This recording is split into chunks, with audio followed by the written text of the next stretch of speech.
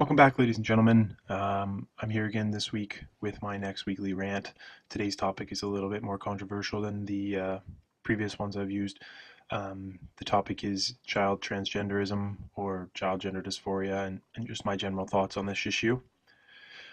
So, without further ado, child transgender is a hot button topic these days with the leftist state of our government. Bill C-16 and Professor Jordan Peterson from U of T, they helped to shine quite a bit of light on the whole transgender community in general last year up in Canada. I just want to make it clear before diving into this topic that my opinion on the transgender community is such that I respect every human being's right to express themselves in whatever way makes them happy. If being a transgender makes you happy, awesome, I'm happy for you. It in no way affects my day-to-day life as long as you don't try to enforce your views or standards on me in an ill-affecting way. In terms of pronouns, I will respect anyone's pronouns regardless of what society says and what some people in society say these days. I'll respect your pronouns, I'll use them. I won't give you mine, that's my right, but I will always respect yours. Okay. Your choice to identify as a male, female, dolphin, 6-year-old, 80-year-old, black, Indian, whatever it may be, is ultimately your personal choice. So have at her. Um, okay, so what does bother me in terms of transgender, though, is the extent that we have started discussing child transgender or child gender dysphoria, just in general discussion these days. The amount of people that seem to think castration through chemical drugs is an okay thing to do to children blows my mind. Puberty blockers significantly mess up your internal physiology such that there is no return once a child has gone down this path. What scares me more is the lack of research looking into the amount of regret for such a decision later in life. Such a massive choice by an individual should be researched heavily from all fields of view prior to any administration of drugs that are going to change the outcome of a life or the whole course of someone's life. I understand that some children do not conform to societal norms of behavior at young ages, and they express the desire to be of the opposite sex, and that they feel as if they were born into the wrong sex and their gender is something completely different than their sexual orientation. That's okay. That happens. I understand. I don't get why we can't just let these children do what makes them happy. If they are boys, just let them dance, play with dolls, grow their hair if they want to. What's it matter really in the end if we do this? What we don't need to be doing is pushing gender dysphoria diagnosis onto these children like it's candy and trying to brainwash them into outright changing their gender, especially prior to puberty starting. Puberty can cause widespread changes internally and externally to a child's body, as we all know. We've all been through it. It changes their thoughts, likes and dislikes, internal feelings, behaviors. These things can all change once a child has gone through puberty. Okay. If we have gone and stopped this from occurring through puberty blockers, then how do we know that we have actually done the right thing? This is a very precarious conversation because I understand there are probably cases of this happening where the person has ended up much happier following the puberty blockers than they were beforehand. But that can't be everyone. There are documented cases of regret after people have done this. I'm a strong voice in regards to delaying these decisions for just that reason. I strongly believe that. If they ever do reach a time when they regret the decision, there is no going back essentially. That process of puberty they missed out on can't be reintroduced. We can't just flip a switch and here you go through your puberty.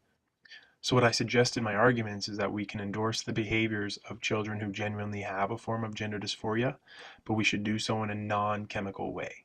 Why can't we just let them act and dress the way that makes them happy and maybe set an age such as 18, which is the age of legality in Canada where this discussion kind of fermented and started, or possibly we could look at something like the early 20s, because especially because there's a lot of research stating that the frontal cortex of our brains, which is an important area for decision making and interpretation of feelings and such, becomes fully developed when we can make that logical decision with a fully developed brain. Okay.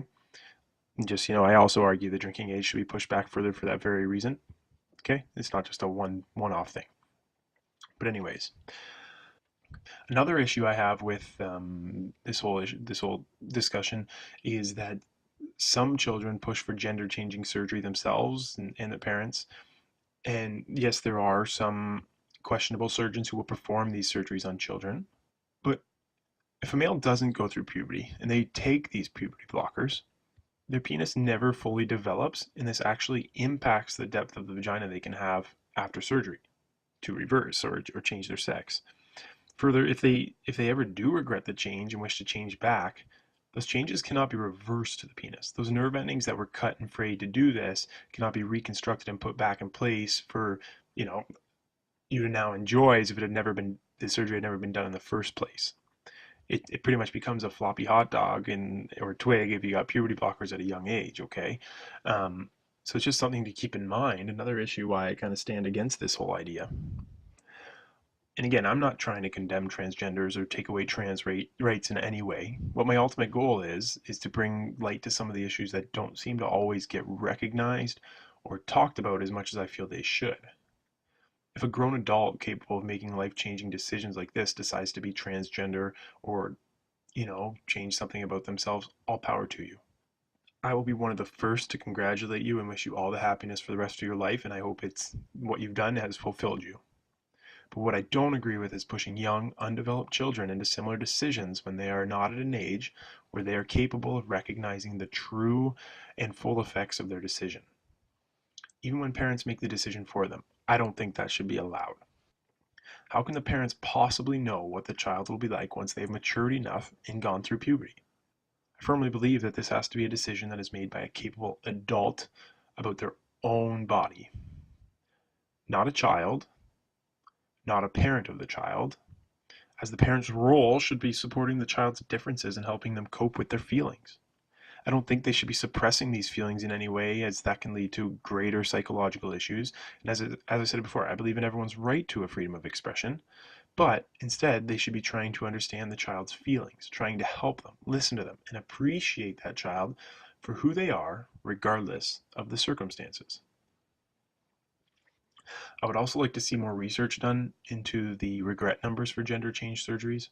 I think this is important to understand as we move forward with trans rights because, just like any good debate, we need to hear from all sides of the story, regardless of whether or not we like it or want to hear it. Research like this would lead to more accurate decisions or more relevant decision making in regards to how we handle child gender dysphoria moving forward, as I do feel it will become a more common situation in our society as socially constructed gender norms become more and more refuted. So ultimately, I'm just trying to portray the fact that we should not be giving children puberty blockers, especially because we don't understand the full effects later in life. Instead, we should be looking at setting guidelines for age restrictions or on safely being able to make these decisions, which requires more research into all aspects of the topic, especially that of what I mentioned earlier, the regret at a later age of doing these kind of procedures. We should also be looking at maybe producing helpful handouts for parents that deal with handling children with gender dysphoria, outlining the discussions to have, what not to do, RE suppression of feelings, and how to embrace their differences in a healthy manner, and then guiding them on the discussions later on prior to making the ultimate decisions in regards to gender change surgery if they so elect to have it. And we should be having resources pointing as to which professionals or healthcare professionals people should be approaching to get support for these decisions. Okay, please don't take me as a transphobe by doing this. I truly am not. I'm a big supporter of freedom of expression, as I've stated earlier, and your right to be happy and be yourself. I just wish for more or a greater awareness and thought put into child gender dysphoria, because if there is any regret later in life, the decision made earlier on can be a detrimental one to their health. They can't reverse the changes. As always, thanks for listening. Please share this if you enjoyed. Leave comments if you have different feelings or have stuff to add to this discussion. Feel free to subscribe for future rants. Follow me on Twitter. My handle's in the description.